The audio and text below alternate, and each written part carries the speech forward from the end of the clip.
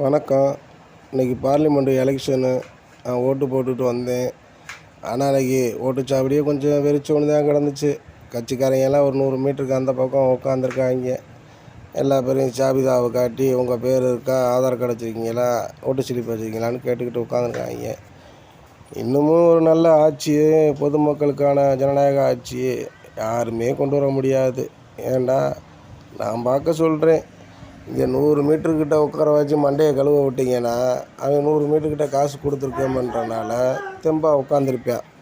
மக்கள், ஏழை மக்கள் 300, 400, 500 வாங்கிக்கிட்டு ஓட்ட போடுறதுக்காக காசு வாங்கியிருப்பாங்க. ஓட்டு போடுறாங்களா இல்லையான்னு கணக்கு பார்க்குறதுக்கு தான் அங்கனக்குள்ளே உட்கார்றது. இனி அங்கனக்குள்ளே உட்கார வச்சா ஒரு ஜனநாயக ஆட்சி கிடைக்காது. ஏன்னா எந்த ஒரு கட்சிக்காரனாக இருந்தாலும் சரி, ஒரு வாரத்துக்கு முன்னாடியே உங்கள் மண்டையை கழுவுறதெல்லாம் போய் கழுவிக்கங்க.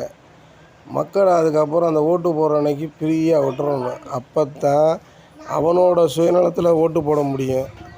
இல்லைன்னா பொதுமக்கள் குழம்பி போய் தான் அங்கே போய் ஓட்டு சாவடிக்கே போவேன். ஓட்டு போடலைன்னா அவங்க அடித்து போடுவாங்களா, இல்லை வெட்டி போடுவாங்களா, காசை வேறு வாங்கிட்டோம்னு பயத்தை மக்களுக்கு கொண்டு வந்துடுவாங்க. அதனால் சொல்கிறேன், நல்ல ஒரு ஜனநாயக ஆட்சி அடுத்து வர்ற அரசியல் ஆட்சிகள்லாம் எந்த ஒரு ஆட்சியாக இருந்தாலும் தமிழ்நாட்டிலேயே நடந்தாலுமே இனிமேல் கவனமாக இருங்க. தேர்தல் அதிகாரி உண்மையிலே ரொம்ப கவனக்குறைவு. நீங்கள் எலெக்ஷன் அதுமா நீங்கள் ஆளை பிடிக்கணும், பணத்தை பிடிக்கணும், இதைத்தான் பிடிக்கணும்னு நினைக்கிறீங்களே தவிர ஏரியாவுக்குள்ளே என்ன நடக்குதுன்னு யாராலையும் கண்டுபிடிக்க முடியாது.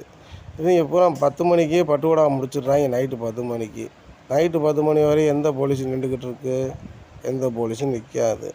அதனால் அவங்களுக்கு ஒரு சௌகரியமாகிடுது. எலெக்ஷனில் காசை கொடுத்தோம்னா ஓட்டை வாங்கிக்கலாம்னு. நான் ஒரு ஏடிஎம்கே கட்சிக்காரன் தான். நானே சொல்கிறேன், இந்த வட்டம் டிஎம்கே தான் வரும்.